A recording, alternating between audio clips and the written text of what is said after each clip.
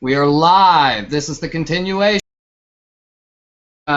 communication. I'm guessing that YouTube printed 2 links, Dylan. That's all I can say. That's fine, James. I apologize to the viewers we have for the technical error. And I am sending you the link now. Okay, do you want to start us off again, James? I don't remember where we were. Well, we were talking about the torture to confess and how it was useless, basically. That's where I was at anyway. Kolton, I mean, I think we're in agreement there for sure.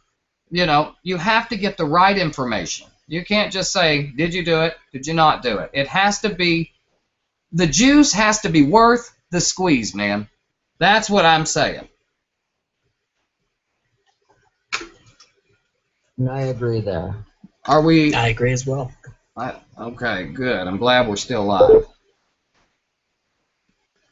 Okay, so do you want to move on to another topic then? Sure. I mean, as far as, unless Kolton has something else he wants to say. No, I'm good. I'm sure to move on. Okay, Kolton, I'm not entirely sure where you stand on this. The war in Iraq and Afghanistan. Where do you stand on it? That's a good question. I have a more or less controversial standpoint on it, I guess, as I do on all things. But when it comes to the war in Iraq, more or less, I'm very disappointed, as I'm sure all of us are, to see that all of this American blood has been spilt, all of this billions of dollars pumped into this country, and all the support from our people, from our country, from our allies for this country, and they can't even hold their own ground after us having been there for years. And I was not in support of pulling all of our troops out because pretty much knew this would happen. But at the same time, when it comes to interventionism, I am in some ways an interventionist. I've never been an isolationist, and I've never agreed with the isolationist viewpoint, and that's really for one reason. In my point, I know a lot of us touched on, our Christian faith earlier when we were speaking of torture techniques and enhanced interrogation, waterboarding, whatever. Look, in my Christian faith and in my moral belief, if a country like ours has been blessed so much, I mean, we have the largest, most powerful military in the world. Yeah, we are have the right greatest arm. country in the world. I'm sure we could agree on that. And when it comes down to that, if we have been blessed to such a high degree and we have been given so much, then how can we simply use that for our own defense? I personally believe we should use that to help others as well, just like when it comes to our personal lives. If we are living in riches and glory, why should we use all of that excess money to continue to pump up ourselves and live as basically gluttons, or should we not use that money to help others? And that's just my opinion in a nutshell on the Iraq War. And when it comes to what's happened with Al-Qaeda loyal forces taking over, I believe it was 48 to 50% of Iraq. They're miles outside of Baghdad right now. It's a sad story. Do I think we should intervene or not? Honestly, I'm not sure. I would really have to give that more thought, because to think of everything we've poured into this country and they have not held it. It was a stupid decision for us, and forgive me for that, but it was really a stupid decision for us to pull out because we knew this would happen. Of course, some of us were in opposition to getting involved in Iraq in the first place, but if we were in opposition, if we held an isolationist viewpoint when we invaded Iraq, when we began this war and nation building technique or whatever you want to call it, then I think now those people and all of us should be in support of keeping that country, because we've lost everything now. I mean, American blood has been spilled. American dollars have been thrown at this conflict. Well, and let me ask you something, our number one enemy Kolton. in the world is taking over. Go ahead. My standpoint is, I don't believe you pull out of any war you start. Number one, it makes you look weak. But do I believe we should be in Iraq?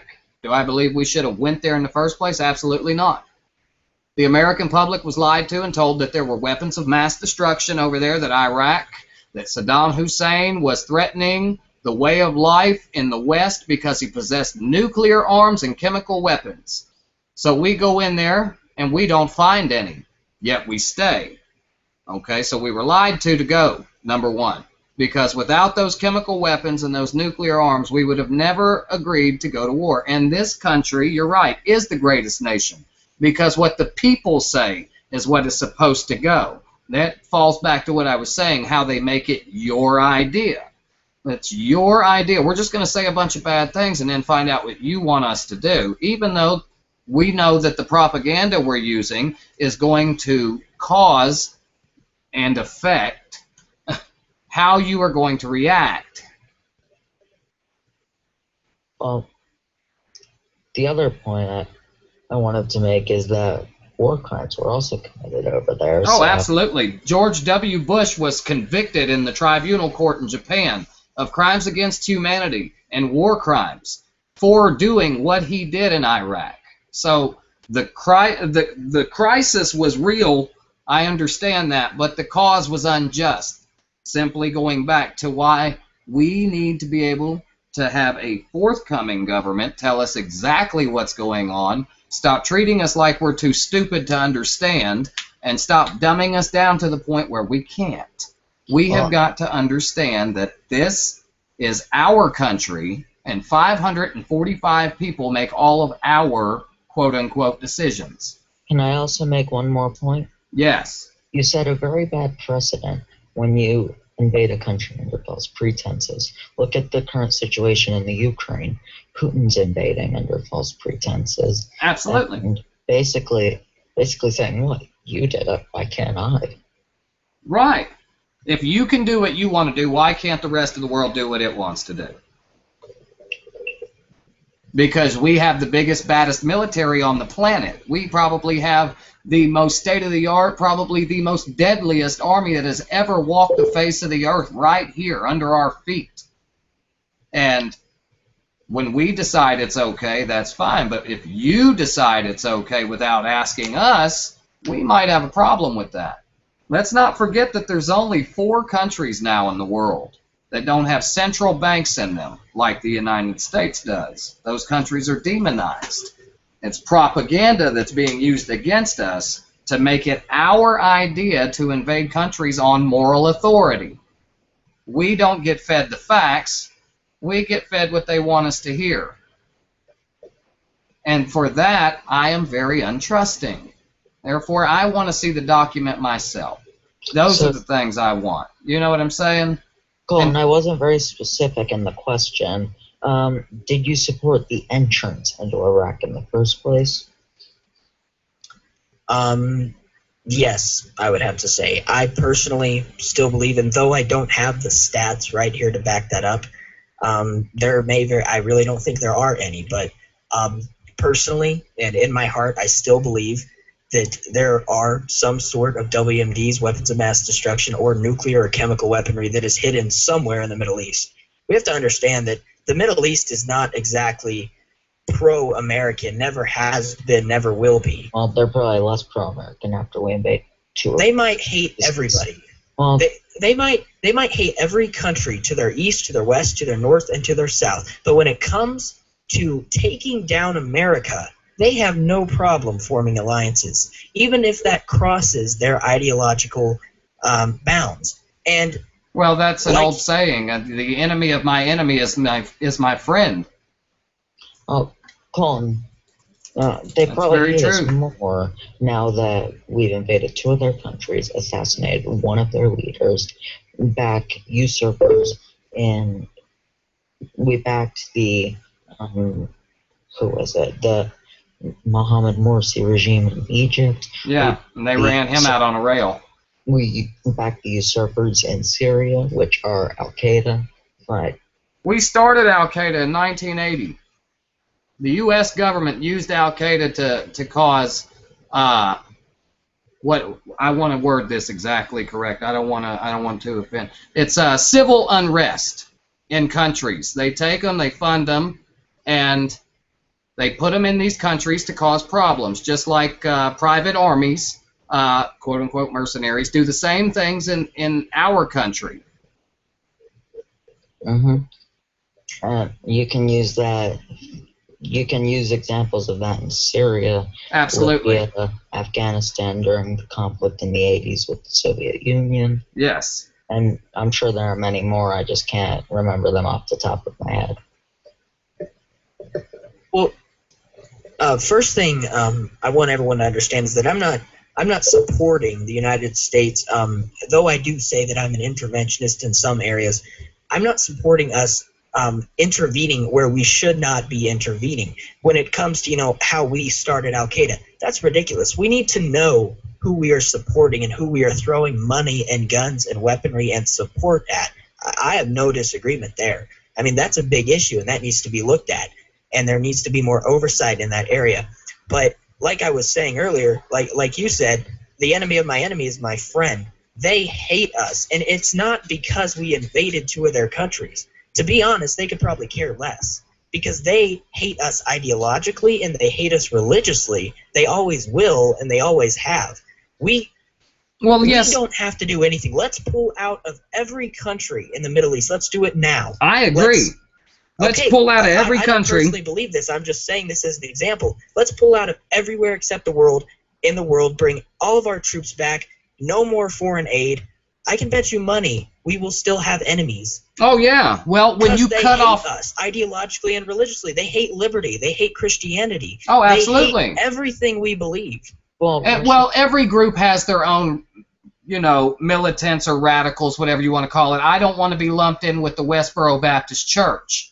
You understand what I mean?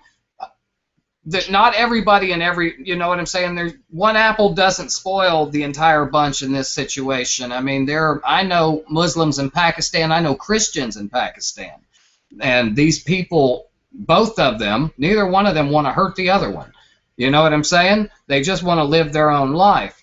But we are fed these kinds of ideas, and we have people out there. But don't you find it a little strange, Kolton, that when there's a big radical rally in, say, Hamas in Syria, that every sign these people hold up is in English, but they're screaming in a different language? I mean, you have to agree that the propaganda does feed the purpose of what they want to do. Well, governments have always... I'm not supporting this by any means. Right. Okay. That's what I wanted to get to, buddy. I'm sorry. I actually did some research into this a while back because I was always wondering how propaganda worked.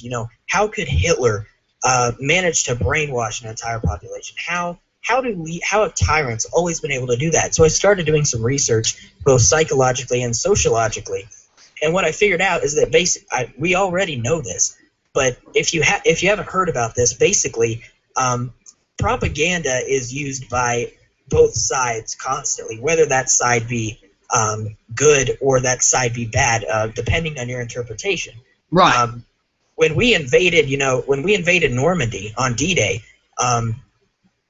there was a huge amount of propaganda that was used to get the American people and to support this and to be willing to work in those factories, building the weaponry, and to be able to get our citizens to sign up to go to war and willingly die for their country. I mean, that was a huge mess of propaganda. Absolutely right. But propaganda is just really governmental and societal nature.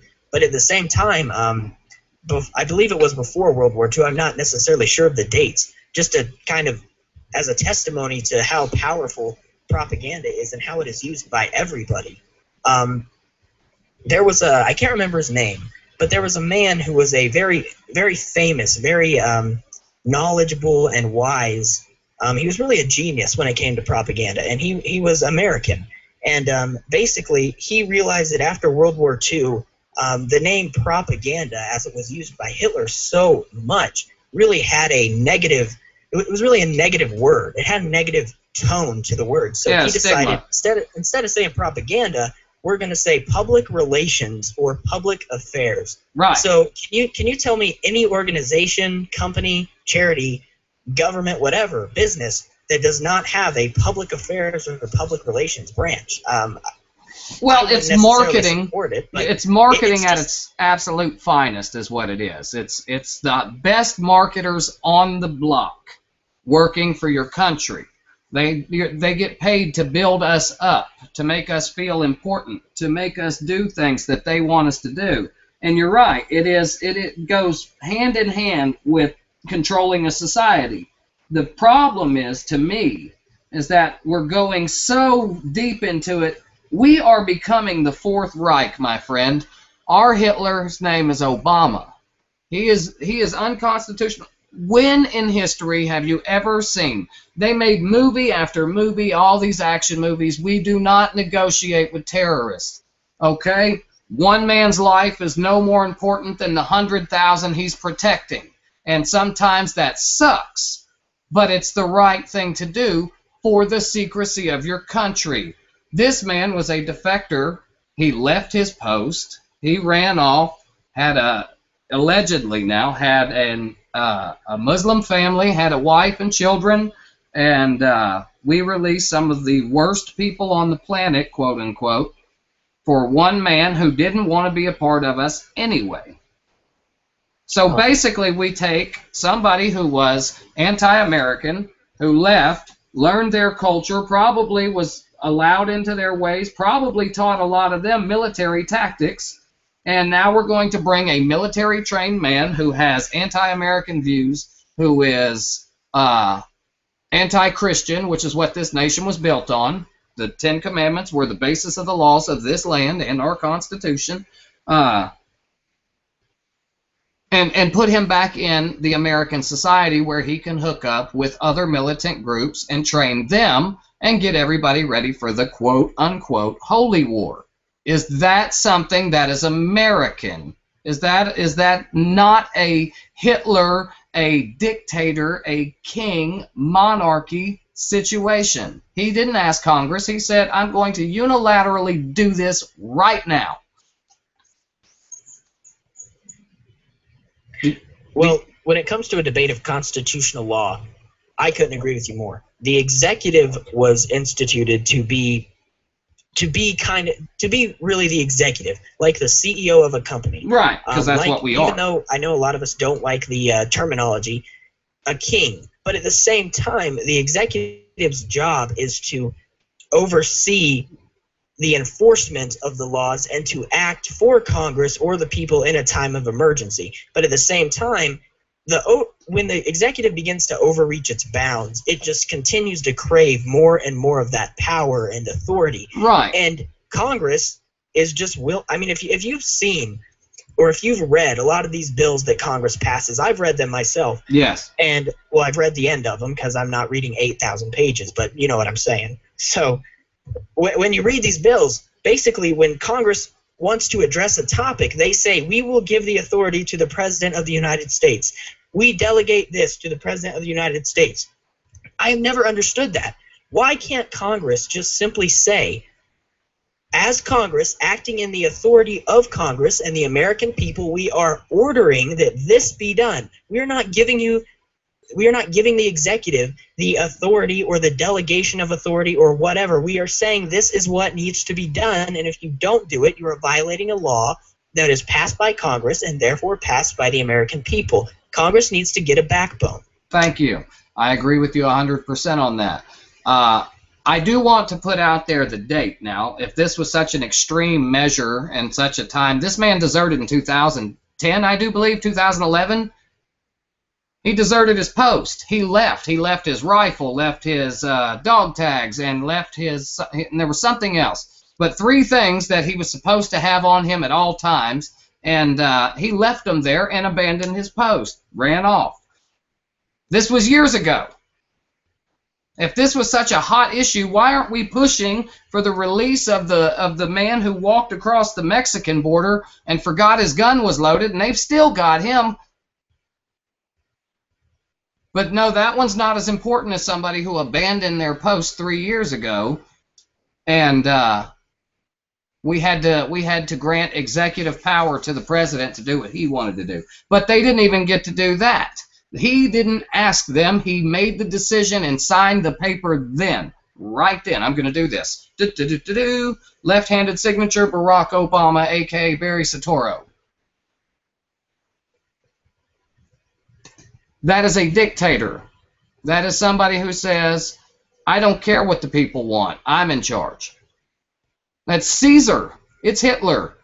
It's the Fourth Reich, and we live in it every day. And we've lived in it since the time of Bush. Bush Jr.? Since the time before that, Reagan.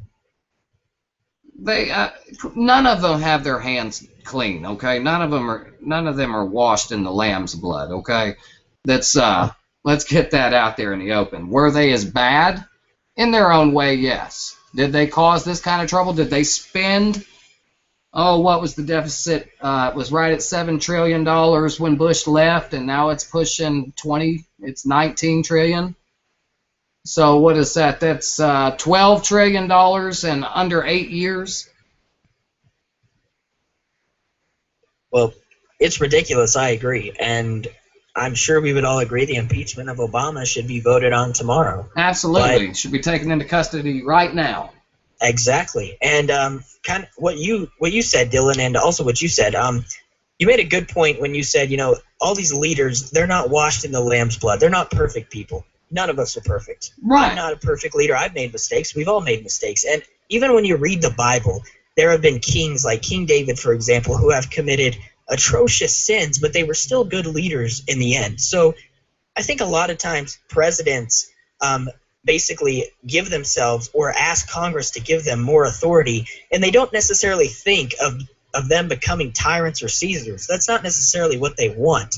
In Obama's case, it may be different. But when it comes to Reagan or when it comes to Bush or really any other leader, and I may be wrong on this, I will never know what they actually thought in their mind. I will never know their psychological beliefs or ideas or their ideologies. But we all make mistakes, and all leaders definitely make mistakes. And every mistake that is made by a leader is going to be written down. It's going to be in every newspaper. It's going to be on every news channel.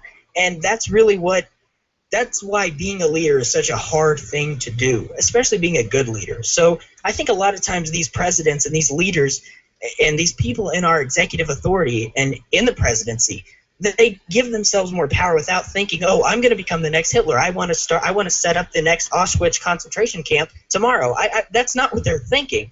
But they don't understand that the bigger picture is every time they overstep their authority and ask Congress to give them more authority, every time Congress puts into another bill, we delegate this authority to the president. That's just another step towards tyranny. Obama might not be the next Hitler. He might not be the next person to throw us all in concentration camps and go around rounding up Christians and Jews and murdering us in our homes. But with each step, we get closer to someone who could have that mindset of evil and then use that authority for that purpose. Oh, I absolutely agree. My only thing is I really believe, the first action that Mr. Obama did as president his first term was to ask the House to oversee a bill on him running a third term. And everybody thinks that Hillary Clinton is going to be the next running mate, but I really believe in my heart of hearts that he is going to either stage an event where he can declare martial law and he doesn't have to step down because the Constitution is not in play when you're under martial law. It is the rule of the military, and their rules are a little different. But that, or they're going to say, oh, Barry, you've done such a great job, let's give you another peace prize and make you our supreme ruler forever, and then the propaganda machines will start pumping out everything he's ever done right, and they'll have him run a third term or make him supreme ruler. And see, that's all they're waiting on, is somebody to have. And Barry is very charismatic. He could really pull it off. A lot of people have compared him to John F. Kennedy, with his presence, now not with his tactics, but with his presence, able to, even this man could slam your hand in a car door and take a picture with you, and you'd forget about it. Oh. But do you understand what I'm saying? We are real close, if not this man. And I agree with you. Every step that we let him get away with, somebody else is going to think it's already there. Well, so-and-so went this far, and I'm better than him, so I should be able to go this far. And I don't think that I'm with you though on Congress. We need to clean house. Everybody. I think we need to put them all on their own boats and send them out. You've done enough damage. We obviously need new people. Our dollar is about to fall. Flat on its face. We have Russia, China, Japan, Iran, all of these people meeting in secret talking about a gold-based, gold-backed ruble. It's going to be the new world currency. It's going to be the petro-ruble, like we are the petrodollar. And this man is spending money like it is his.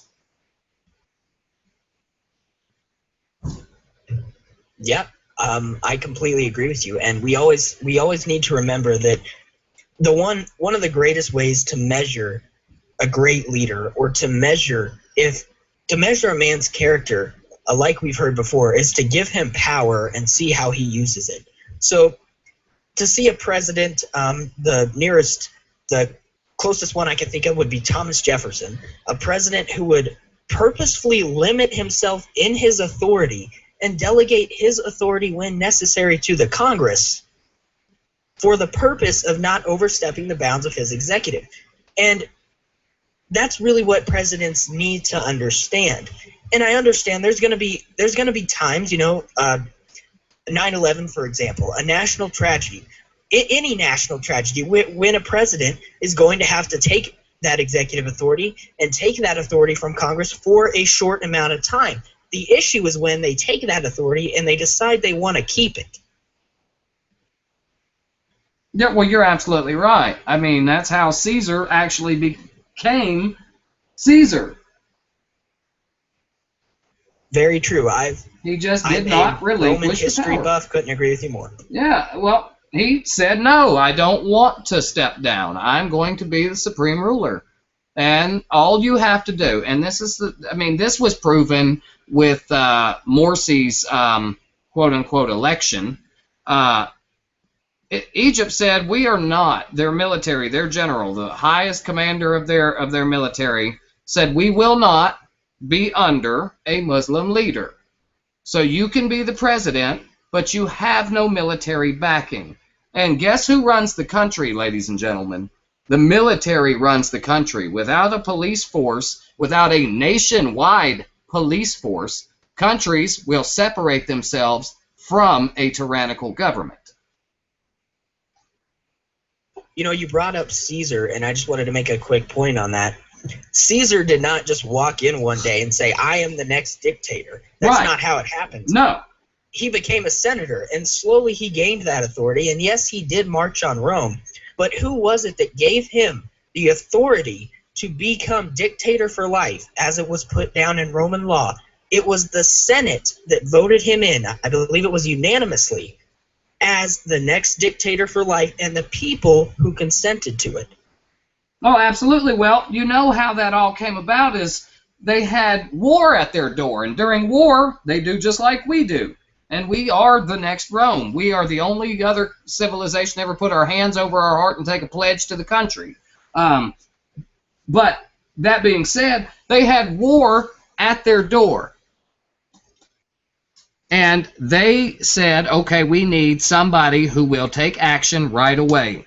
Then they appointed Caesar, as they did as many other times, had appointed many other people who were in the Senate to take, like you said, executive power to be able to make the hard decisions on the spot without having to be coerced or talked to or having to worry about somebody you don't like sitting beside you on the Senate. This is what we're going to do. Well, when he won that war and backed them up off of the Roman doors, so to speak, He said, well, I kind of like this. I think if I was dictator for life, that we would always be a strong Rome.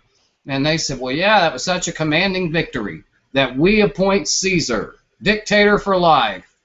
And that's how it happened. I mean, that's the long and short of it right there. Exactly. And while we're speaking of the Roman Empire, I recently learned this, and I just wanted to kind of put this out there, because it kind of relates to how our nation is interventionist in some ways, and how, going back to Benghazi, which I'm sure we'd all hope to discuss. But basically, the Roman Empire and the Roman Republic had a law. And though it may have been an immoral empire, though it was close to falling, it always had one law that it always obeyed.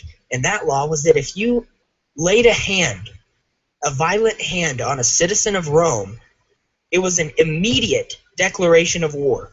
If any nation, any citizen of any nation, any military of any other nation killed or attacked a citizen of Rome, Rome immediately went to war and the legions were on your doorstep. That's right. So how does that apply to America today, in your opinion? Well, America, the politician, America, the corporation, I believe that is fully and upright, still going to this day. America, the country, the people are being attacked like this by their own government, let alone an outside source. We allow the worst poisons to be sprayed on our food. We allow chemtrails to be sprayed in the air. We allow all these things, vaccinations. We poison ourselves, and we make it our idea. We make it our law that we have to do these things. I don't believe that we're anywhere near that with our population. If it was like that, we wouldn't have had to trade for our man back. We would have went to their doorstep and demanded it with tanks and destroyers and C-130s and A-10s. We would have been right there saying, you're going to let him go or we're going to destroy it all. Mexico, where they're holding our man now, that's nowhere from here. We act like we don't care. The truckers are doing more than our government. So no, I don't believe that actually falls into play with us as Roman citizens, so to speak. I believe it has a lot to do with what you do to us abroad as ambassadors. Well, I agree. But I think that Roman law should kind of be more or less an ideal of how we protect our citizens. It used to be an accepted fact that being an American citizen not only afforded you the liberty and the honor of being an American and the many gifts and responsibilities of being an American, but it also afforded you the protection of the most powerful military in the world. But that really doesn't even exist anymore. We don't care about our citizens. We don't care about ourselves, or else we wouldn't be $17 trillion to $20 trillion in debt. Or more. Yeah, well, the actual debt is more like $700 trillion. But that's because of land and things of this nature, our natural resources, that it's only so low as it is now. The amount of debt in the world, there's not enough money anywhere on any printing press in any place to pay the debt that the world is supposedly in. Now you tell me when it became a problem to be born. You were born, so now you have to pay taxes. You were born, and don't get me wrong, I'm not saying everybody stop paying taxes. But I do want to say this. If you look in the Constitution, paying taxes is optional. It is not a necessity. You do not have to pay taxes. It is voluntary, I do believe is the exact wording. But we don't care about our citizens. It used to be a time you could write to your congressman or your state representative and get a letter back that was actually written by him.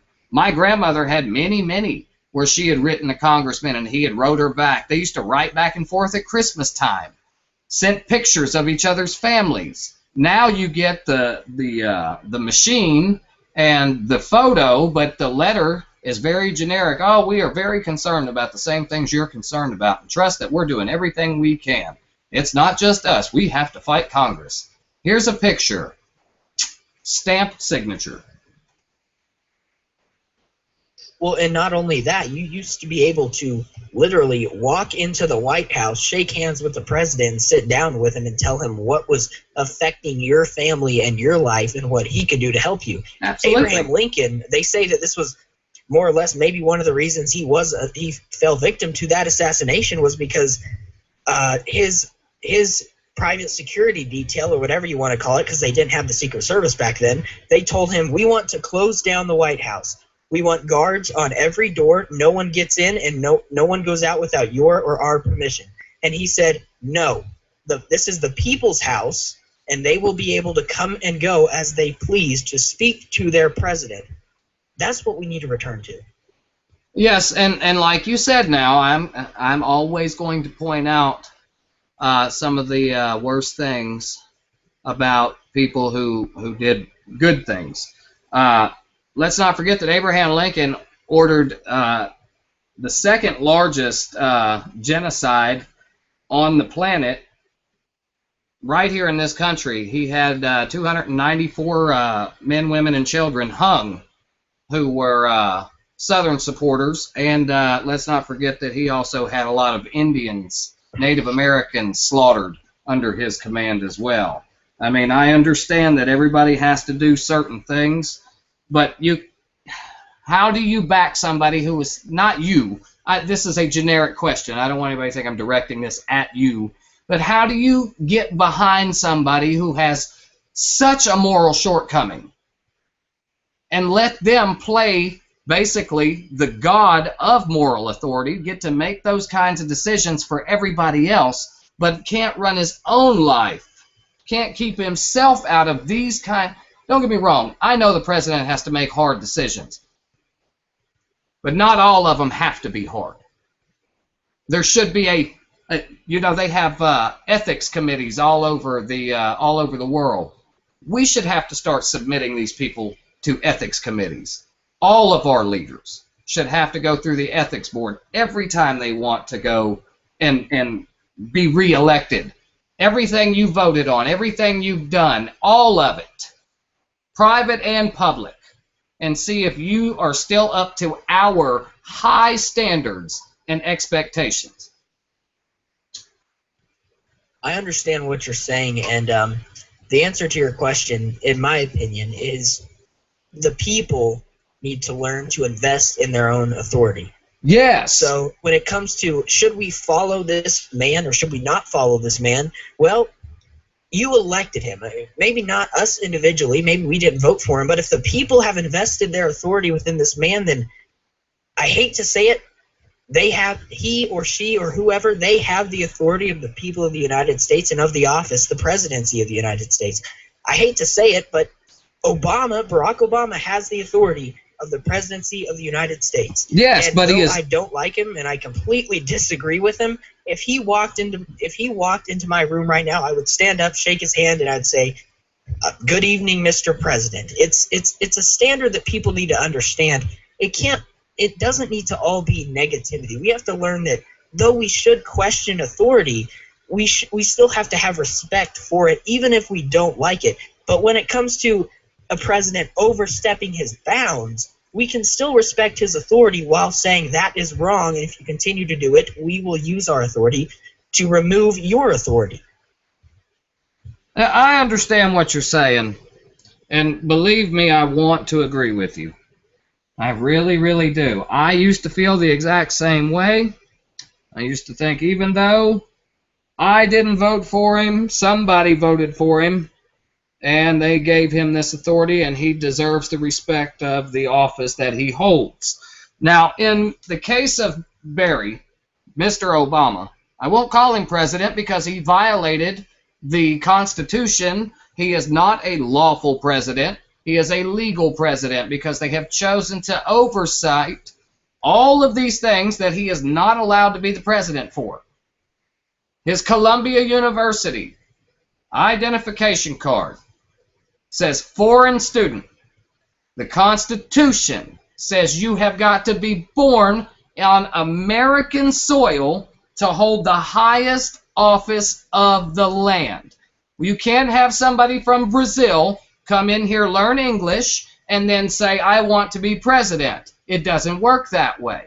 You are Kenyan, my friend. You are not the president, because you cannot hold the office of president. Therefore, you have no authority, no executive order. You have nothing but a violation of our Constitution, and you have committed treason, sir. So we would like you to step down so that you can face the charges that are in front of you. I understand what you're saying, and I do agree with you to a point. And this just goes back to what I was saying, that the people, we can't disagree. Barack Obama may be an unlawful president. I would agree with that. But he still has the authority because the people have given him that authority. If the people are consenting to his authority, he has authority. If he can order the military into any foreign country right now, he obviously has authority. Well, yes, but is it lawful? If he can use if he can use our nuclear weaponry on another nation, he definitely has authority and power. The issue, though, is that the people have chosen to invest their authority within him as a leader and as a president. Well, now they have to look at it and go, okay, you have overstepped your bounds. You are an unlawful president. Get out of that office. You no longer have our blessing, and we are no longer giving you your authority and your power. Get out. And see, that's what I want everybody in the United States to have the opportunity to know the things that we know, because we've done the research. This isn't stuff you find overnight. This is stuff that takes time to find. They hide this stuff very well, ladies and gentlemen. And if you had, and see, that's what I'm saying, Kolton, if the entire population who voted for Barack Obama would have known that he was not allowed to run for president, if they would have known that he has no executive order because he was not born here, would we have allowed him or invested in him any authority, faith, hope, change, anything else that he spit out of his mouth? Would we have allowed that to happen? And if not, then why do we continue to allow it to happen? Just because you hold that office does not mean that you have the authority. I could go in there with a military, and this is highly, highly hypothetical. If I had the military's backing, I could move in and say, no, I'm the president now. Is it lawful? No. Does it bear the constitutional backing? No. Which makes me an illegal president, which means I really don't have the authority except the gun that I have pointed at you, saying this is what's going to happen. And if America doesn't like that, we don't need the guns. We have the numbers, like I said in the beginning. 545 people make your decisions for you. If you don't like those decisions, 3% of the population, 3.1 million people, could show up at the White House and run all of these people out of town. I agree with you completely. I just don't believe he's lawful, brother, and I don't believe that, and I believe because he's not lawful, he holds no authority. And if the American people were given this opportunity, he may not even be, he's already got, and these stats are doctored. Now you have to understand, that's what propaganda is. It's doctored fact. 46% approval rating. Over half the country's really, really upset. And half the country of 310 million people, what's that, 1.77 and a half, you know what I'm saying, 177 million people are upset.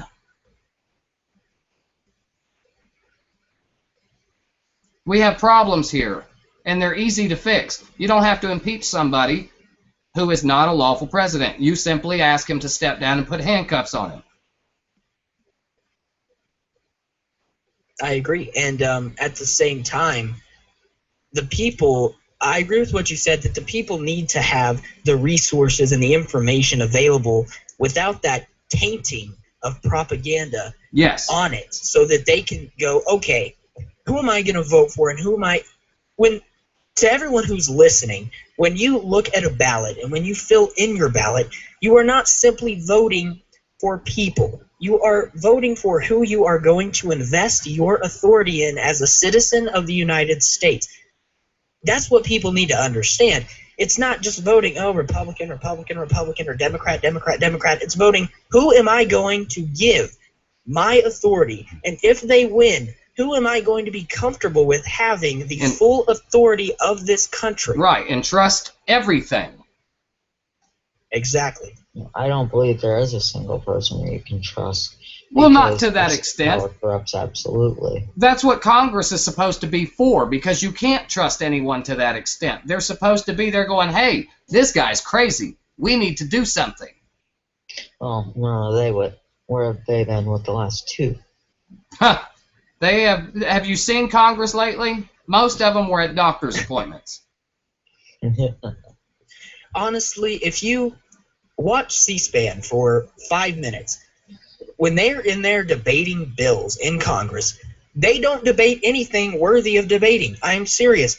They put all this effort in a debate and in voting. They will spend 2 hours on voting to name a new bridge, the George Washington Memorial Bridge. Seriously, who cares? Give that to the states. Well, that's they because spend so much time on stupid procedural crap. That's not their job. No, their job is to protect the stability of the United States. They are to have our best interest at hand at all times, and they are the watchmen of the highest seat in the world. And the media is their watchdog, and all three places are corrupt. Exactly right. And see, that's the only thing I'm trying to get out, is it doesn't matter if you're, and no offense to anybody out here, that if you're conservative, libertarian, Republican, Tea Party, Democrat, everything has a touch of corruption in it. And maybe not to the extent of what's going on now, but given the opportunity and the money always being there, no laws against lobbyists, the Glass-Steagall Act completely dismantled. Now we are the corporation of the United States of America. We might as well have NASCAR labels on our politicians because that's who they represent. They are here to protect the corporation. You are here to pay taxes so that we can protect the corporation. And then we pay people to pull you over on the side of the road with your tax dollars to take your money for going 3 miles over the speed limit, for not using your blinker. You didn't come to a full stop. And if you get rude and crude with these people, I don't have to say that every cop is bad. My father was a sheriff's deputy. I was a deputy for a very short time. And I'm going to say that it is very corrupt all the way down here in the South. So not everywhere and not all are bad. But I'm telling you, the people they are looking for now are ones that are easily controlled. You have too high an IQ? Trust me, I know this one for a fact. I wouldn't have even had an opportunity had I not had somebody on there. At an IQ of 155, they said, really, we would like you to be somewhere else, not on the street, because I didn't take orders like the guerrillas did. If the sergeant said he goes to the hospital, the guerrillas jumped on him. It's corruption. Corruption is taking over everything. We have to burn everything to the ground, figuratively, and start with new crops. That's what we have to do. We have got to start fresh. The people that we have now are all corrupt. They're all too comfortable, and they're all breaking constitutional law, which binds them and gives them the little bit of authority they have.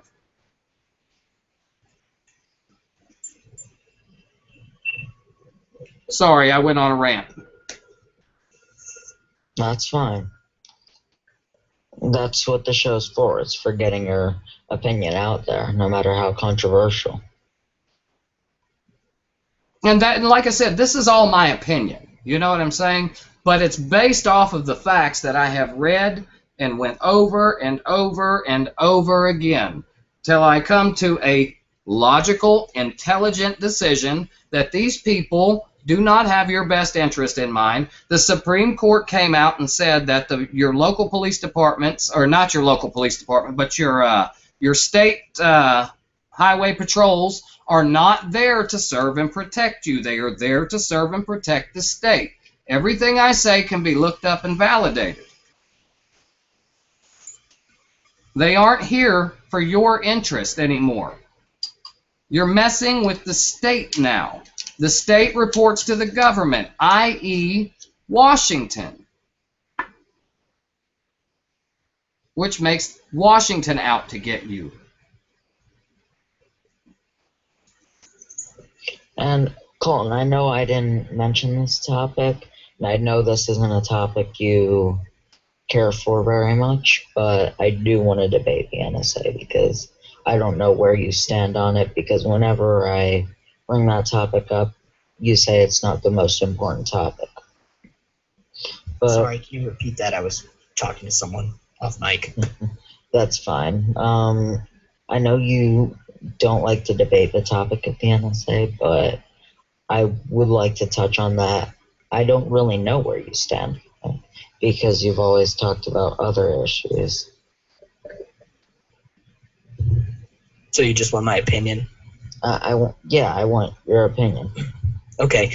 Well, I'll give you this and maybe a short conversation for the next 15 minutes, but then I have to go. I have to leave the show early, so sorry about that. Technical issues and family issues. So. Oh, you're good, brother. What was that? I said you're good, man. All right. Just appreciate Thanks. you coming on. When it comes to the NSA, my opinion is that, of course, it should be looked into. It should be investigated, but at the same time, it's not the biggest issue that's facing this country by far. When it comes to the NSA, we have to understand that if they're reading our emails, if they're listening into our phone calls, okay, that's an issue. We should look into that. That should be investigated. Congress, do your job. But at the same time, I really don't have a problem with it right now. It's an issue. I agree. It's an issue. It needs to be investigated. They are overstepping their bounds and authority just like the president is. And that is an issue. It needs to be looked into.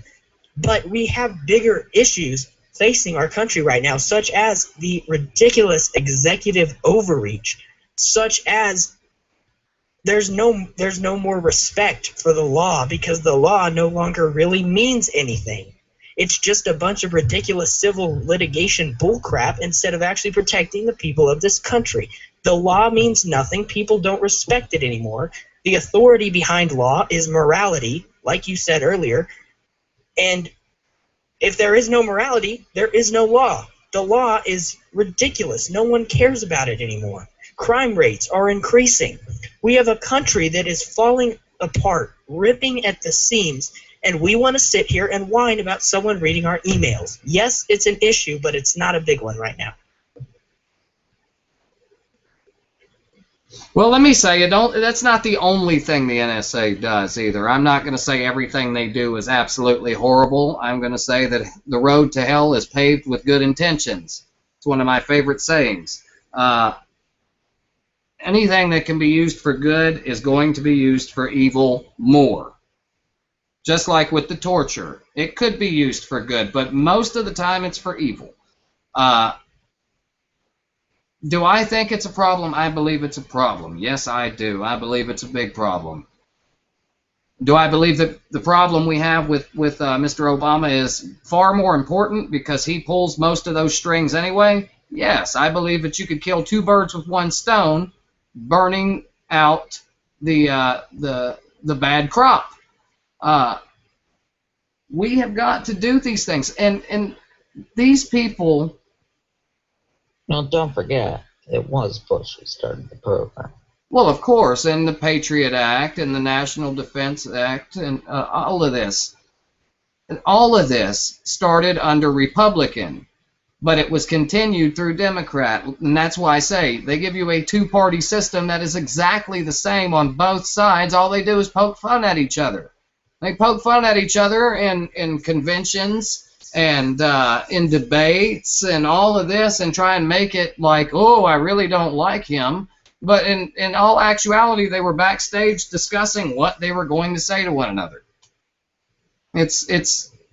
I hate to use Ventura's words, but it is. It's like pro wrestling. We get out on the camera, we argue, we fight, we fuss, we go to dinner at the same places and drink brandy and smoke cigars and NSA is a problem. What they do is a problem. If they were doing it trying to keep us safe, it'd be one thing, but they're doing it trying to keep them safe from us. So, yes, it's a problem. Do I have anything to hide? Absolutely not. Do I want you to know everything about me just because I don't have anything to hide?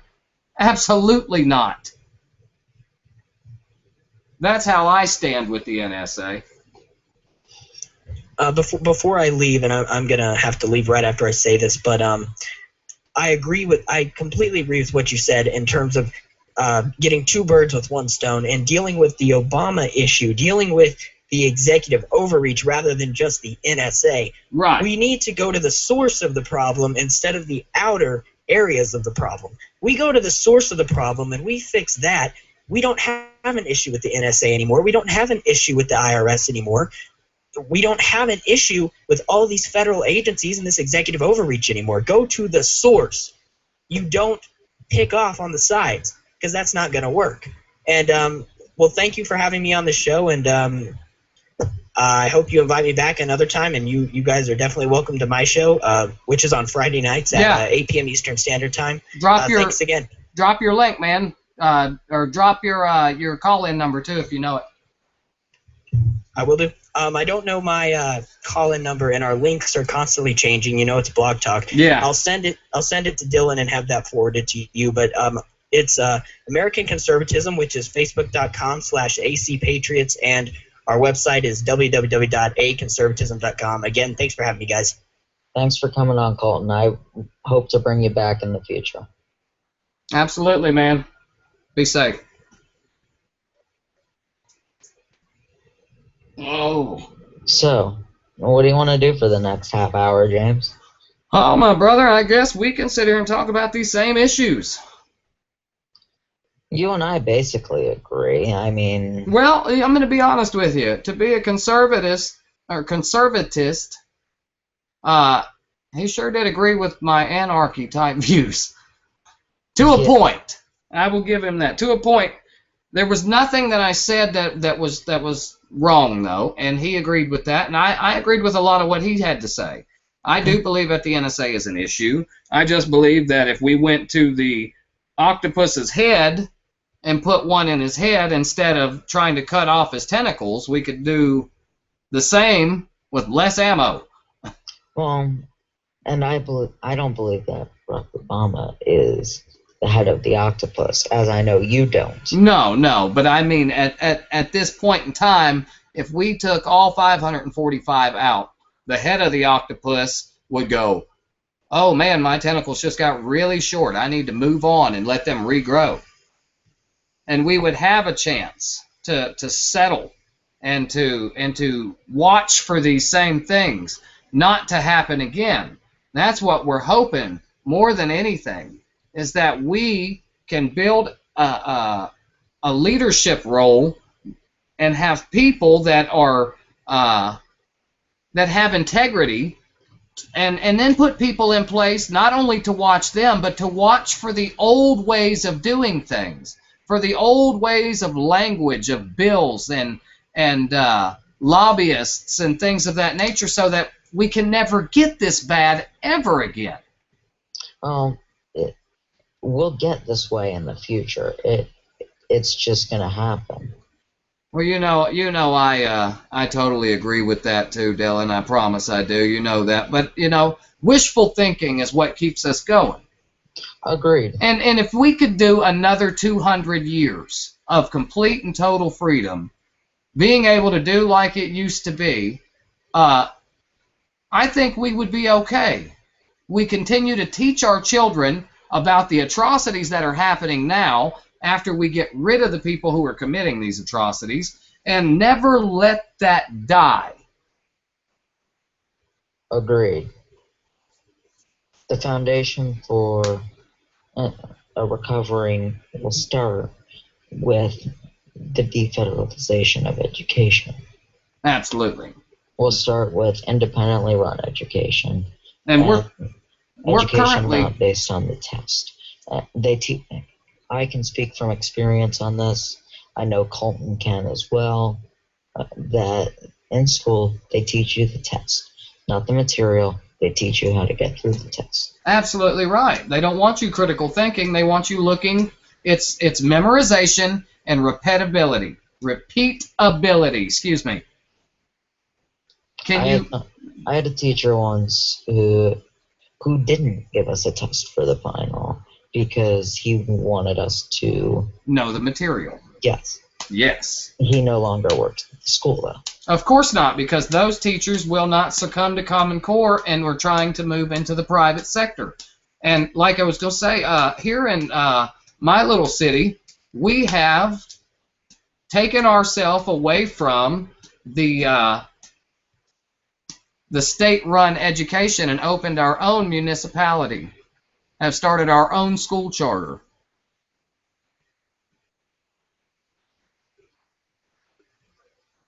So hopefully we won't fall under these terrible, terrible guidelines that are being pressed against. Now, see, I'm homeschooling my children next year regardless.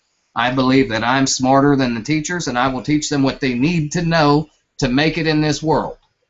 Okay. Can you homeschool me too? We talk enough. Right. Yeah, I think as long, my wife is a certified teacher here in the next month or so, so I think she could probably do that and get away with it. Just depends on the New Jersey law on homeschooling.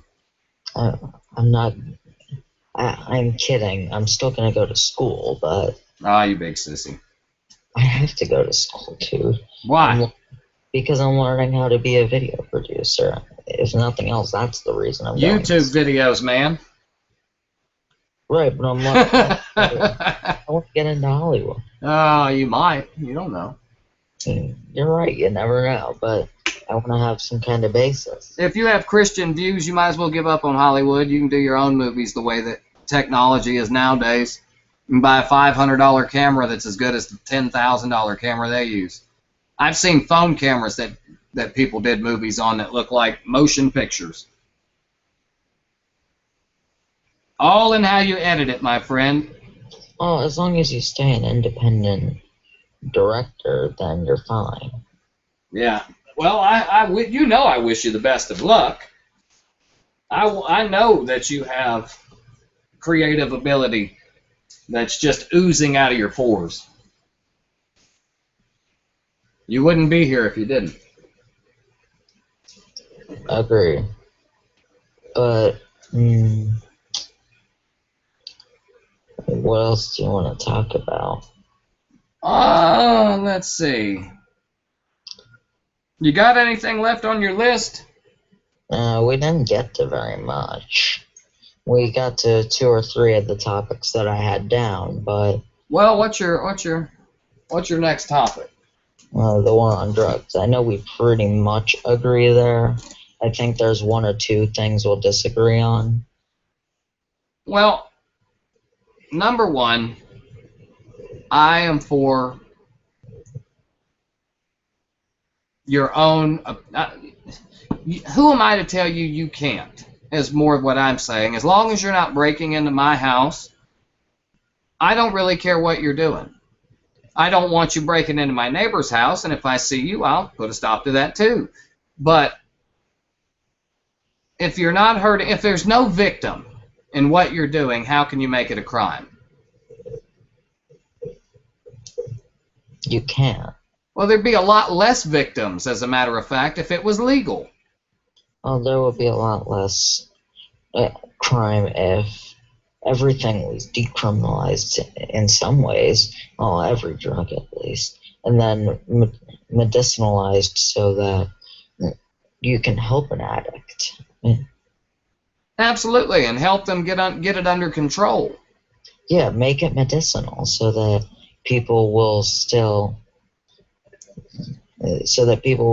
get help, but they won't be criminalized for putting it into their body. Yeah, and the decriminalization is better than making it legal. When you make something legal, it becomes a taxable product. When you decriminalize something, say it's marijuana, if the United States come out and said, look, we're just going to decriminalize marijuana, just keep doing what you were doing. You know what I'm saying? You already have your own people you're buying it from. You know, far be it from us to step in and tell you you can't sell it if we're going to allow you to smoke it or do whatever you're going to do with it. But I believe in the legalization of marijuana because it will put Mexican drug cartels that are killing people across the border out of business because their main product is marijuana. Right, and see, I don't even necessarily care if they legalize it because, like I said, legalizing it makes it a taxable thing. It becomes a taxable product. All legalizing it would do would destroy the drug cartels, or it would hurt them very badly, and that would save a lot of lives, let alone the people that are being killed every day. Well, see, at first, yes, and then the cartels would move up here if it was legal and start doing that. Now, see, decriminalizing it still keeps the cartels in business, but what it does is it doesn't make it illegal anymore to have it or to move it or however much. Therefore, not as many people would have to die. You know what I'm saying? They wouldn't have to kill people. But you're giving the Mexican drug cartels a way out, and you're giving them the ability to really kill people for. See, and I look at it exactly opposite of that, Dylan. Honest to goodness, I do. I look at it like it would. If you decriminalize it, that means you don't go to jail for having any amount you want. Therefore, you don't have to kill people to get them to volunteer to bring it up here because it's no longer going to give you life in prison. You don't have to take families, and I'm not saying all you're going to do if you legalize it here is make cartels here. Well, not really, because why would you risk buying from people that could kill you if you don't fulfill your end of the deal versus buying it from a store, paying the price and not having to worry about the cartels turning on you? Well, where are they going to get? Where are they getting this? I mean, it's coming from the cartels still, is it not? It is, but it's not legalized.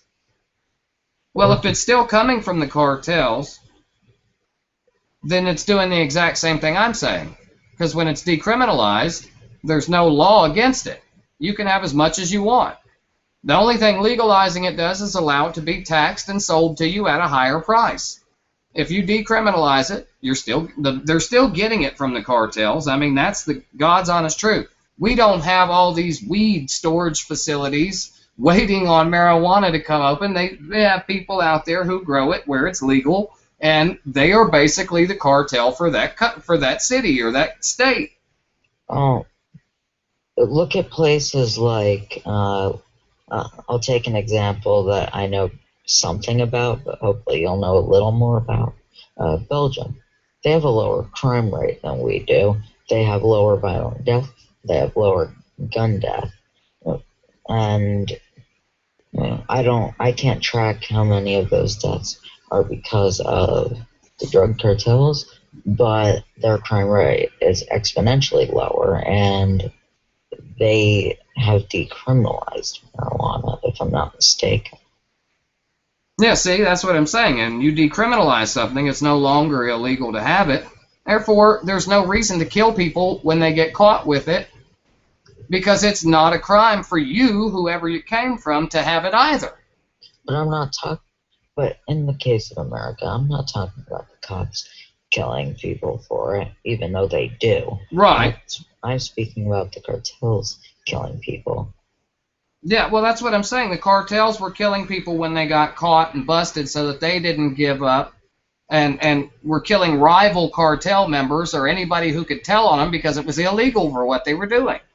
If you decriminalize it, it's no longer illegal. Therefore, they can continue business as usual, but they don't have to kill anyone if they get caught because it's no longer illegal. Or James, they'd be killing the cartels that are competing with their business. Well, they're doing that anyway. Even if you legalized it, it's still going to be cartels trying to kill each other to supply the other ones, to supply whoever's the demand is for. You're not going to get rid of the cartel by legalizing it. You're going to make the cartel become a business, and they're still going to continue the way they were. Well, No, I don't agree, because the supply and demand logic would be taken away, because there would be no demand for the cartels. Because why barter or why buy from a dangerous group like that when you can buy from a regular business? Well, they're no longer dangerous. That's what I'm saying. They're going to supply the businesses you're buying it from. We don't have thousands upon thousands of acres of marijuana waiting for the decriminalization or legalization of marijuana. The demand will grow in such a way that even if we do start implementing our own fields, for a good minute anyway, we're going to need those cartels to fill the demand. For a while, yes, but in the end, I believe that either way, you'll save a lot of lives. Yeah, well, see, yeah, that's what I'm saying. Either way, you're saving lives. The only thing I'm against is the government making money off of it, because I don't believe that they should be able to make money off of something that they thought was illegal for so long. I don't believe they should get money off of that app. I'm also going to cite an example from the United States. Colorado, as a state, their crime rate has lowered by, I believe it was 50%. Somebody in the comment section correct me if I'm wrong on that. But their crime rate went down tremendously since January, after they legalized it. Yeah. For recreational use. Yeah. And Seattle, they did it as well. I think there's 13 states out there actually that have either legalized or decriminalized the possession and selling of marijuana, either by medicinal use or just flat out, we don't care. Only 2 states have done it by we don't care. Right. But other... Arkansas is trying to be the 3rd state that says we don't care if you have it, sell it, smoke it, eat it, drink it, we don't care. And I think that's the best way to go. Because who am I to tell you that you can't use it? Well, exactly right. And on the case of marijuana, unlike many other synthetic drugs, it actually has medicinal purposes. It has been proven that it can help fight cancer, that it strengthens good cells and attacks bad cells in cannabis oil form.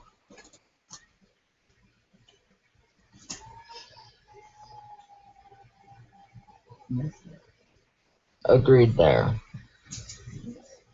Do you want to move on to another topic?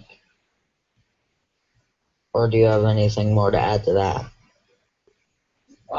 We can move on. Like I said, I mean, just final thoughts on it.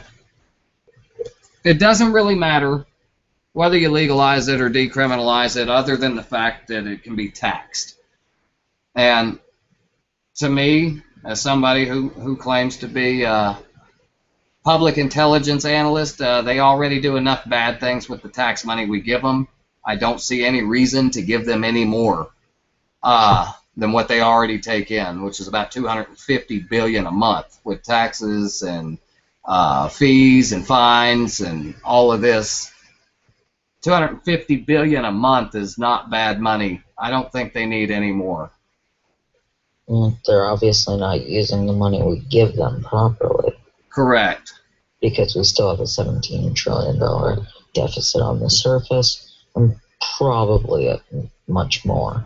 Yeah, well, the last that I believe Austin Thomas and Lee the Mouth had went and found a number that was $120 trillion was what the American debt actually is, based on what we owe the fees and the interest.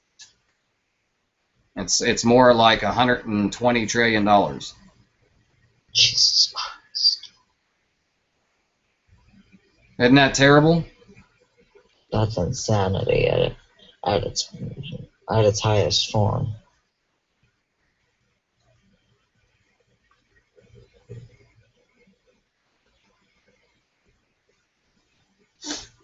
Oh my goodness, man. So I wanted to move on to another topic. Sure. Which I think we're going to disagree on somewhat. amnesty. Amnesty? For illegals. No. You have to have something you can offer this country. It would be one thing if it was refugees of a war who were being persecuted. Just because it's hot, as Mr. Obama said, the reason we have such an influx is global warming. It's just too hot in Mexico. Go check that out. Look it up on YouTube. Obama says Mexicans come here because of global warming. It is too hot in Mexico. I've seen people who happen to be Mexican, I'm not sure if this is all, that wear winter coats in the summer because it is too cold. No, wait. Now, the Hispanic men that I worked with when I was working at a marble factory was, and in the wintertime, they didn't stay here. They went home. It was too cold. There was very few that actually stayed for the winter. They all went back to Mexico until about April, and then they'd come back, and they'd go back to work. But a lot of what we did was seasonal work. It definitely slowed down in the wintertime, but it was, they seriously did. Now they would go home. It was too cold. And did not know what snow looked like until they came here. Oh. I believe that you should have something to offer, but I also believe that the system we have in place for immigration is too long and too difficult for some. Well, you know what? If it was easy to be an American, everybody'd be one. You understand what I'm saying? I completely understand what you're saying. I don't believe in give me your tired, your poor, your yearning masses. I believe in if you don't have anything to offer and you're going to come in and bring the economy down because you'll work for $3 under the table an hour and drive up the cost of everything else because of supply and demand, then you need to leave. Oh, I also want to tackle another point, which I know we disagree on because I think I've debated this with you before. What's that? Bringing up the minimum wage. Minimum wage needs to be raised. Oh, we agree then. Because I remember talking about this a while ago, and you had said you don't believe it should. I don't remember that, brother. I'm not going to say I didn't, though. 5 kids drive me crazy. It was you and Carla debating. They're talking about it. Ah, well. It was when the issue first came up. I don't know. With me and Carla, I could have been being a smart aleck. I really could have. No, I believe that what we pay people now as minimum wage for these billion-dollar corporations is unacceptable, man. It's slave labor. It is. It's slave labor. You're making $13, $14, $17 billion a year, but everyone except the regional managers make right at minimum wage or just above. That's unacceptable. As well. When the entirety of your check goes to food, electricity, and gas, that is to survive. Then when there's nothing left after that, when your only job or your only means of work is to keep you alive, that's slavery. I believe that it should be tied to inflation. Oh, absolutely. Because then you'll lower the poverty line. More people will have a chance. We have always done just enough to get by in the last 40 years. Our truckers make the same money now as they made in 1977. And without the truckers, our stores would be empty.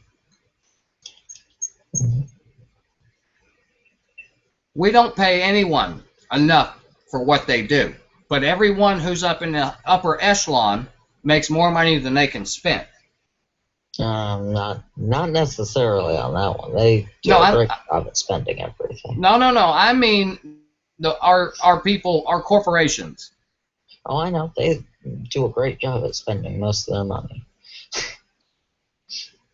When you take in $17 billion a year, I mean, after a few years, there's nothing left to buy. You just have money. How many trips, how many times in a row can you go around the world? How many planes, how many jets, how many boats, yachts do you actually need? How many TVs, how many cars, helicopters? Do you understand what I'm saying? I completely understand what you're saying, but we do agree on that. I'm trying really hard to find something we disagree on. Well, we had a difference of opinion on marijuana. Not in the legalization, or not in the fact that it was good or bad, but on how to handle legalizing it or decriminalizing it. Yeah, we did have that. And we got about 15 minutes left.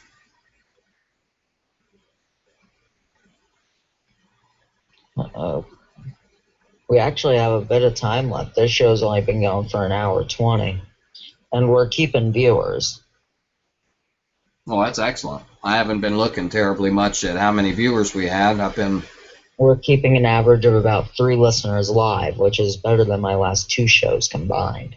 The last 2 shows have had maybe one live viewer.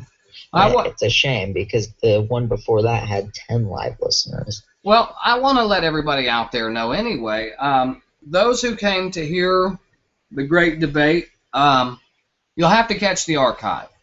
Our conservativist friend, he had some family things come up, and he had to jump out a little early. But I am going to say it was a very interesting and very intelligent conversation. Feel free to always go back into the archives and listen to any of these.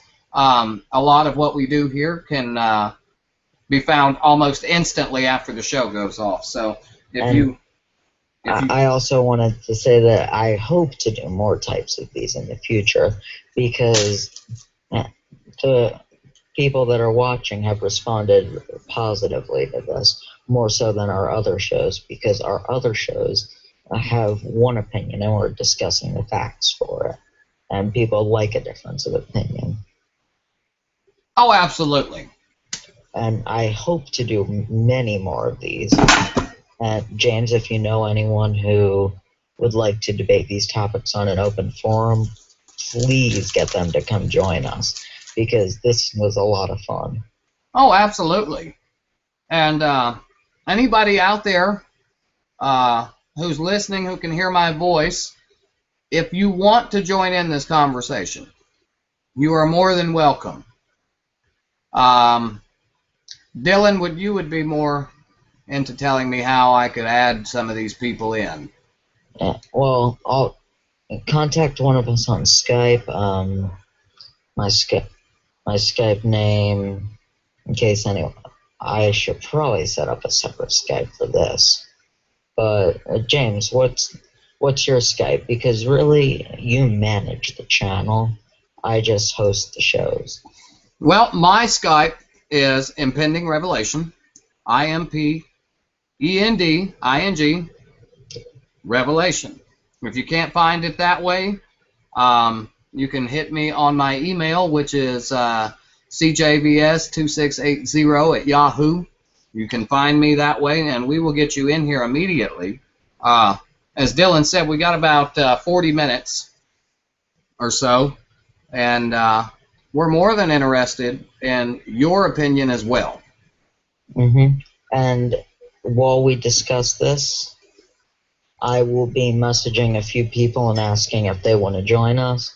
But in the meantime, do you just want to keep talking? Oh, yeah, absolutely, my friend. So the other topic I wanted to discuss while we still have viewers is the recent, I don't really like getting into these these fake scandals, but because most of them are just used to draw attention away from the real problems, like the IRS scandal, Benghazi, Bergdahl. They're all used to distract from the real issues. Yeah, Bergdahl, man, I could speak about that for a while, too. I'm not even going to lie to you. I think that is a disgrace. It is the first time this country has ever negotiated with terrorists. That's a lie, though. Sorry, dude. That's but wrong. No, that's not what I mean. It's the first time that a president has said, I'm going to do this without ever considering what the country thought. There's way more times you can look back in history and see that we could not help somebody in this kind of situation because we just simply wouldn't negotiate with them. We want the release of these people. We've had many times planes been hijacked. We want the release of so-and-so. We're not going to do it. You're going to have to come out of the plane or we're going to have to come in there and kill you. James, it's not completely true that we've never negotiated with terrorists up until this point. During the Reagan administration, we traded arms with Iran for their people back. No. The Iran-Contra? Is that what you're saying? Are you telling me the Iran-Contra? Yeah, I'm here. Okay. So I had a pop-up. Do what? It went quiet. What point were you going to make? I was asking you if you were talking about Iran-Contra. I believe that's the name of it, but I'm not entirely sure on that. Well, I was going to say Iran-Contra didn't have anything to do with releasing people. We were simply sending arms to Iran, and we bypassed Congress's opinion on this because it was high treason to do these things.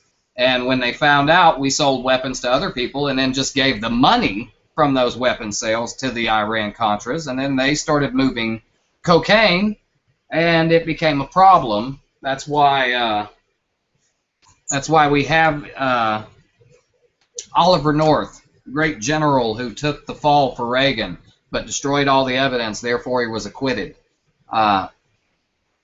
These things, I mean, if that was what you were saying, that's not not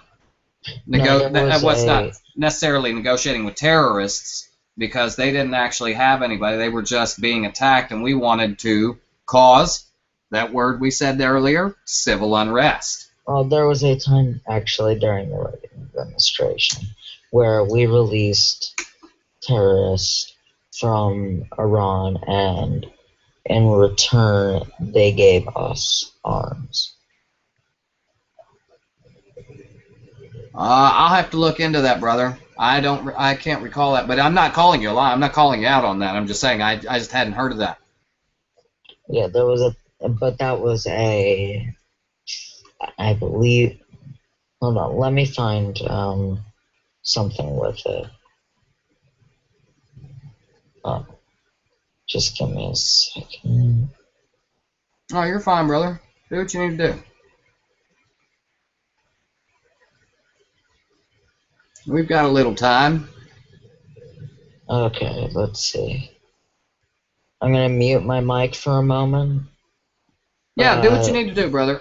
You're more than welcome to take your time and find it, because like I said, I'd love to hear about it. Because I had not heard about that. Now, I had heard about many hijackings, even some that took place in Israel, and there were plenty to go around where they just flat out refused.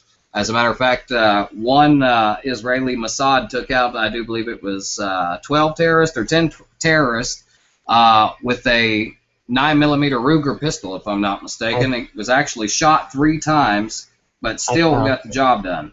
You found it? Yep, Ronald Reagan's address to, it was the Contour aide, and here's a quote from Ronald Reagan. What began as a strategic opening to Iran deteriorated in its implementation into trading arms for hostages. Oh, that's absolutely insane, brother. And that is a quote from Ronald Reagan about the Honduras situation. Yeah, and see, that's the official address, correct? That is the official address. Yeah, and see, Ronald Reagan was never held responsible for any of that. Neither was George. He wasn't held responsible for very much. No, well, neither was George Herbert Bush either. Or George W. They weren't held accountable for such acts, and see, and that's where they did. They played that off. They put it all on Oliver North, and I do believe he was a brigadier general of the United States Marine Corps, and he was only following orders, but they made it all about him, which was not that big a deal, to be honest, because he just destroyed all the evidence anyway, so that there was nothing to bring up in court. Therefore, no evidence, no case. So technically, the United States still didn't really negotiate with terrorists on record. Well, we can go with that, or we can go with the Bush administration funding Al-Qaeda? Funding Al-Qaeda and affiliated groups. Oh, of course, and what was that? I think that's worse than what the Obama administration did in a lot of ways. Yeah, well, we always create the devil and then we go after him. Yeah, we create the straw man. Exactly. We shake his hand. We tell him, yeah, you've got the backing of the United States. What do you need? Full force. Build you a palace and build you an army, and then we'll come and fight you. That's not the only thing they do. Let's remember, they fund people as ways of intelligence gathering.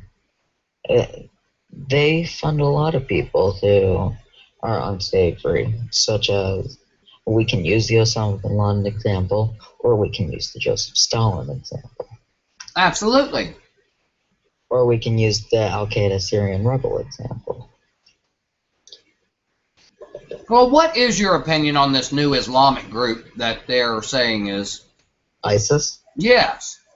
That's a really funny situation, because isn't it interesting that they're also the group that they're affiliated with the group we're funding in Syria? Oh, exactly right. Isn't that funny? It's Iraq and Syria. Huh. Two countries we have a conflict with, and one that we'd like to invade.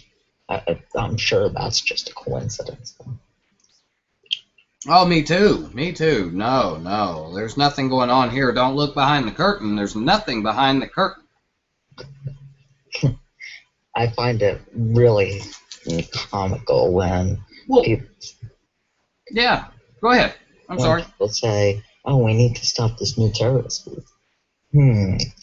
Let's look at the history behind these terrorist groups, and I guarantee we'll find some American links. Oh, yeah. We discussed this a little bit last night. The mainstream media is demonizing these folks, and that was a direct quote, 10 times worse than Al-Qaeda. Okay? Fox News said even Al-Qaeda's backed up off of this group. They don't even want a part of this. So, okay, we're demonizing one group, and we're humanizing another one. Yeah, and we're demonizing the guys who are against us in Syria, but we're humanizing the guys that supposedly attacked us on 9/11. Yeah, and these guys don't even want a part of this. This is something serious. We need to stop this. We need to go in there. Oh, isn't this a strategic advantage for the United States in the sense that they can gain a new ally in Iran? Oh, of course, because we don't want to hurt anyone. No, I'm not saying that, but I mean, if I were in charge, I'd use this as a strategic opportunity to form an alliance with one of the most powerful nations on the planet. Yeah, and we'll shake your hand, and we'll send you help and aid for 5 or 6 months, and then we'll say, hey, All that stuff we sent you that money for, you're doing things we secretly said that we were against and didn't tell you. So now we're coming to get you, like Gaddafi. Well, I want to speak on Gaddafi for a moment, and absolutely, maybe you can confirm or deny some of what I say, but he was relatively liked as a leader. He had a beautiful country. He was liked as a leader. Free energy, free internet. Let's continue down that list. When you were married, you were given money for a home. When you had children, you were given $5,000 and he was rebuilding the economic stability of Libya, and he was probably going to move on to help the stability of the Middle East in general. Well, you know where he messed up is he started trying to print his own money. Of course that's where he messed up. That's where all of them mess up. They want to break free from the people who are enslaving them. I believe every leader at one point or another has to make that decision. Am I going to continue down this path, or am I going to try, because I'm getting older and I've seen the error of my ways, am I going to try and straighten this out? I believe that Gaddafi was a good man. There toward the end, he was trying to take care of his country. He was trying to get the evil bankers out of his country and tell them, you know, take your worthless money and go down the road somewhere. And that's, I just think it's a terrible situation that the United States propaganda machine pumps out. Oh, not everything they pump out is complete propaganda. I mean, Kim Jong-un in North Korea isn't exactly a nice guy. No. There's some people out there that they don't have to make up big bad stories about, because they'll come right out and say, I am going to attack America. I am going to be the end of America. I also find it funny that we demonize Bashar al-Assad and Vladimir Putin. Now, they may not be good people, but they haven't done anything completely against world law. I mean, they haven't done anything that everybody else isn't already doing who's a power player in the world. I mean, I don't agree with Vladimir Putin on everything, but he, before invading Ukraine, got permission from the United Nations. But when he was denied, he just did it anyway. Does that make him better than us? At least he asked for permission. He just didn't like their answer and did it anyway. Well, who are you to tell me my standing army of 2 million or whatever can't go where I tell them to go? They listen to me, not you. Who are you to tell me if I want to... When you basically enroll into the United Nations, you subject yourself to that. You subject yourself to essentially a world government, if you will. Well, you lock yourself into Geneva Convention, World Aid. I believe the Geneva Convention is a good thing. No. I'm not demonizing the Geneva Convention. I'm telling you what it's supposed to be. Agreed, but I believe that you do need some oversight like the United Nations, because it keeps countries from committing grievous atrocities such as what happened in 1945. When did we drop the bombs on Hiroshima and Nagasaki? I believe it was like 43. Yeah, I think it's 43. I'm not sure though. I don't want to be quoted. Let me see. I'll get the answer real quick. But go ahead and finish what you were saying, brother. Geneva Convention was put in place to stop things like that from happening again. It was put in place to commit egregious crimes. And it was in place to stop things like what happened in Iraq, the depleted uranium used on women and children in Iraq. Yeah, August of 45. Okay. August 7th through August 9th, Nagasaki and Hiroshima were bombed with atomic energy weapons.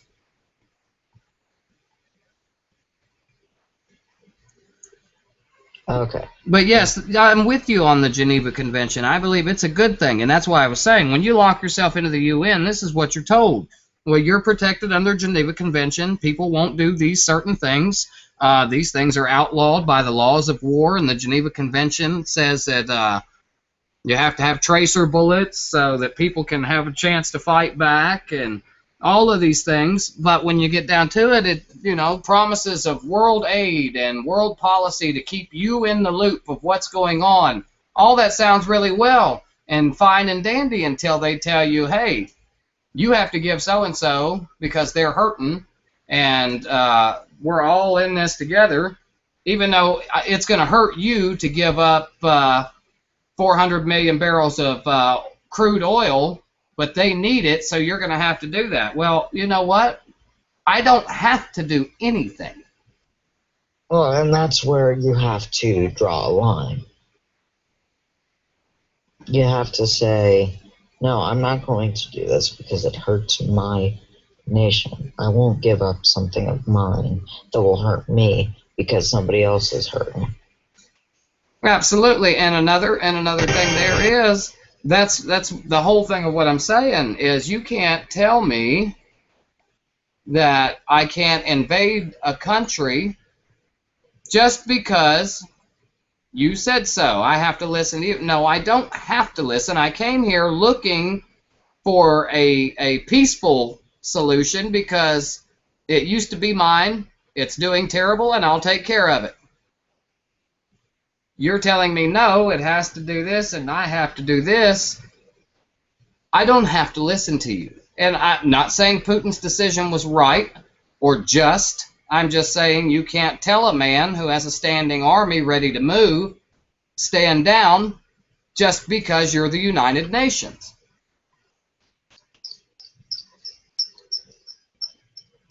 And I want to quote John Kerry, and then we can analyze that, because I think this is funny.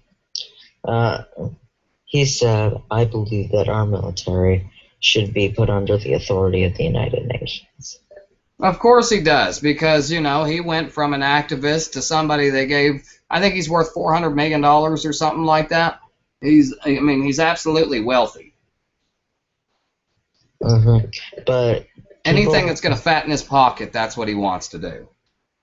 Yeah, he needs to stop with this stuff, because all it's going to do is hurt him in the end. People in elected office don't understand that when they only do the bidding of the donor, they hurt themselves in the long run, because eventually the people are going to wake up and smell the BS. Well, see, that's the thing, though. They're not in elected seats. He's not an elected seat anymore, if I'm not mistaken. Is he not appointed by the president to his cabinet? John Kerry is Secretary of State. Yeah, so he's an appointed head. That's true. Well, that's what I'm saying. It's not like we could just vote him out. We can say we don't like him, but he's appointed by the president to hold this position. I know we're jumping around a lot, but if I recall correctly, before I left for my 1-week trip, we were going to do a show about Edward Snowden and his recent interview with NBC, but your show had been delayed. So would you like to do that now? Well, I don't recall everything about his interview at this point in time, but I was going to say I'll listen with you. Just let me search it up. Full interview.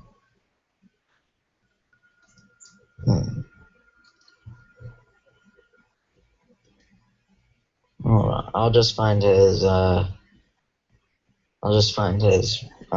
comments that I find are funny, or that are telling.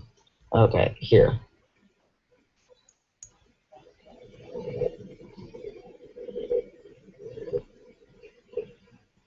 Was not that we weren't collecting information. It wasn't that we didn't have enough dots. It wasn't that we didn't have a haystack. It was that we did not understand the haystack that we have. I'm looking for the actual one. I didn't realize that was on I didn't realize that was InfoWars. Okay. I've never told anybody this. No journalist, but I was on Fort Meade on September 11th. I was right outside the NSA. So I remember the tension of that day. I remember hearing on the radio the planes hitting.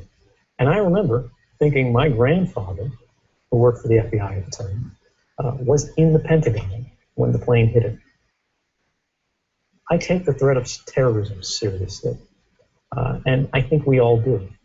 And I think it's really disingenuous for the government to invoke and sort of scandalize our memories, to sort of exploit the national trauma that we all suffered together and worked so hard to come through, to justify programs that have never been shown to keep us safe, but cost us liberties and freedoms that we don't need to give up, and our Constitution says we should not give up. That was a collection of the clips about 9/11. Awesome, man. What are your thoughts? Oh, you just gave them. I mean, we need people who are not scared. We've got to do what needs to be done, no matter the ridicule. It has to be about people. It has to be about saving lives. And it just doesn't make any sense to keep that kind of information to yourself. I think that the weakest thing you can do that will help, at least with the NSA's information gathering, and this is the weakest thing I can think of, delete the information after 5 years. There's a 5-year shelf life, and then delete it. That's the weakest form of regulation that I can think of, and they won't even do that. What's your thoughts on that, James? I don't believe that any information should be kept secret. I believe that we should go back to the times at Kennedy where the public is known what's going on and the press knows what's going on, but they also know what not to print in a nationwide type deal or overseas type thing. If that means that I'm for, I am for the voluntary, what's the word I'm looking for here? Censorship. You should, the truth should be known freely, but you should voluntarily know not to say things that could hurt the country to people who want to hurt the country. I'd also like to play another clip. It encompasses one of the clips I already played, but it includes more. Wait. I'm going to skip the reporter because I don't care. Seriously. And I think we all do. And our Constitution says we should not give up. But you can see how it happened. Guys with box cutters spent $200 using our own aviation system to take down our own buildings and smash into the Pentagon in a field in Pennsylvania. What are we going to do? It's a non-traditional enemy. The expression is an enemy we can't see. What are we going to do? You know, and this is a key question that the 9/11 Commission considered. And what they found in the postmortem, when they looked at all of the classified intelligence from all of the different intelligence agencies, they found that we had all of the information we needed as an intelligence community, as a classified sector, as the national defense of the United States, to detect this plot. We actually had records of the phone calls from the United States and out. The CIA knew who these guys were. The problem was not that we weren't collecting information. It wasn't that we didn't have enough dots. It wasn't that we didn't have a haystack. It was that we did not understand the haystack that we had. The problem with mass surveillance is that we're piling more hay on a haystack we already don't understand. And this is the haystack of the human lives of every American citizen in our country. If these programs aren't keeping us safe, and they're making us miss connections, vital connections, on information we already have, if we're taking resources away from traditional methods of investigation, from law enforcement operations that we know work, if we're missing things like the Boston Marathon bombings, where all of these mass surveillance systems, every domestic dragnet in the world didn't reveal guys that the Russian intelligence service told us about by name. Is that really the best way to protect our country? Or are we trying to throw money at a magic solution that's actually not just costing us our safety, but our rights and our way of life?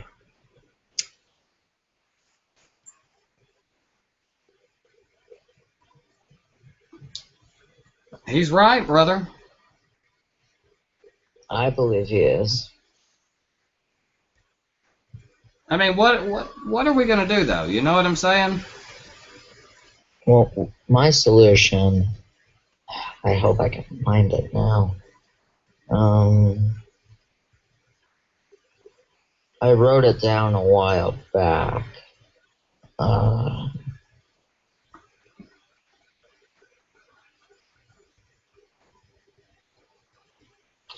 I'm still looking, but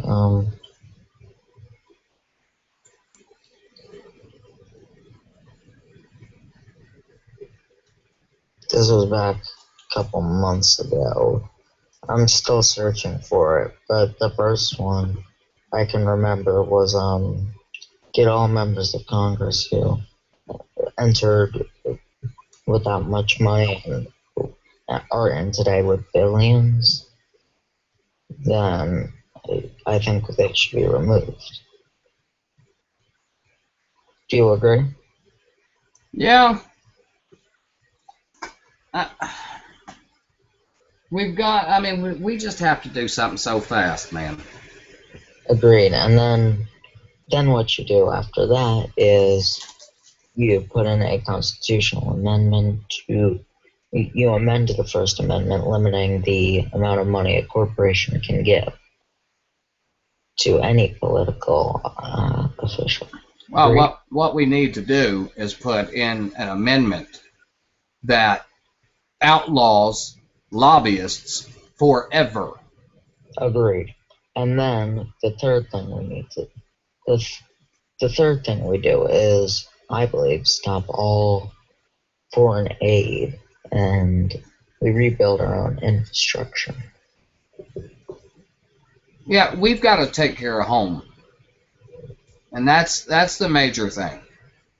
We have to take care of home. If our home's not in order, why are we going out playing moral authority everywhere else in the world?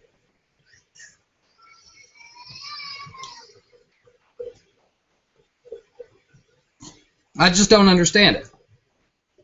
Mm-hmm. I agree.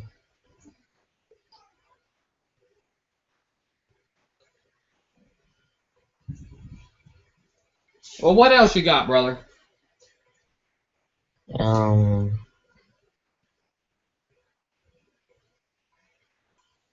I really have not much else. Anything you got?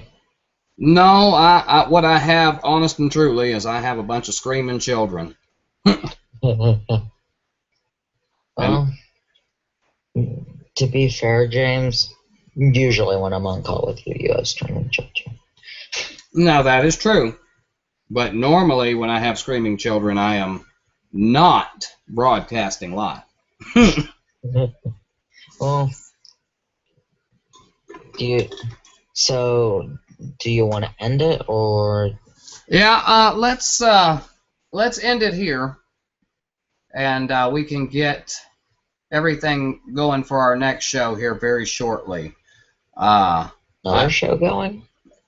No, not tonight. No, our next topic, and we can start promoting it. Yeah, because I literally have children out there slapping each other right now. Oh, fun. Absolutely, always.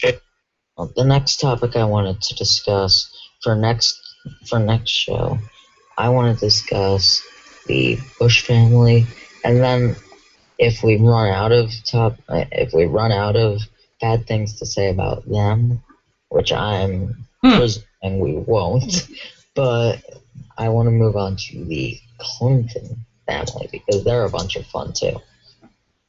Oh, absolutely right. Like I said earlier in the show, everybody has done their dirt. It's to what extent it has hurt the American people. Well, and I believe, at least, when you compare the amount of things Barack Obama has done to the amount of things George W. has done to the amount of things Bill Clinton has done, while Barack Obama has done many terrible things in his administration, it's very minute compared to these two families. Yeah, well, that and, Barack Obama didn't have a family of politicians. Or bankers. Thank you. Which is really not much difference, I don't guess. That's fair. But the Bush, Prescott, here's a bit of a preview. Prescott funded Adolf Hitler during World War II. Oh, absolutely. Not before he became a dictator that committed genocide, while he was a dictator committing genocide. Absolutely correct. While he was committing egregious crimes in Poland and other countries. And he was actually charged by the FBI with aiding and abetting the enemy. It's funny how money makes everything go away. Yeah, and then that case was dropped without much time afterwards. Yeah, absolutely. Well, brother, I have got to run. It was a pleasure and a privilege. And it was a lot of fun. It was a lot of fun to have you on. I really want to do more shows like this. Because I think it's good to get other opinions out there, whether we agree or disagree with them. I like to give everyone the open forum. Oh, absolutely, brother. Well, do me a favor and close us out. I've got to go on mute, and I've got to run out here and referee what appears to be a boxing match. Well, James, sorry to say, you have the show in your hands. I can't close us out. You have to. Well, all right. Well, let's go ahead. Let me go ahead and close us out and get up out of here tonight. Ladies and gentlemen, it was, like I said, it was a pleasure and a privilege to come on here and debate with such worthy people as Dylan and Kolton. My name is James Impending. I do Impending Revelation Radio on Blog Talk Radio on... Oh, no, I just said that. See, I'm running in circles. I've got to get up out of here. But I had a blast. Dylan, always a pleasure, brother. Always a pleasure having you on, and I'd like to do our next show on Wednesday or Thursday, if that works for you. Well, let me look at my schedule when I go in tomorrow, and I can tell you more. Okay. I'll also be doing a show with activist Bill Murray on Thursday. Awesome. Absolutely wonderful, brother. Go ahead and tell them where they can find you on Facebook, and we'll get up out of here, brother. You can find us on Facebook at the Young Patriots Against Corruption, and in the next couple of days, I hope to have a Facebook page up for the Truth Speaks Network.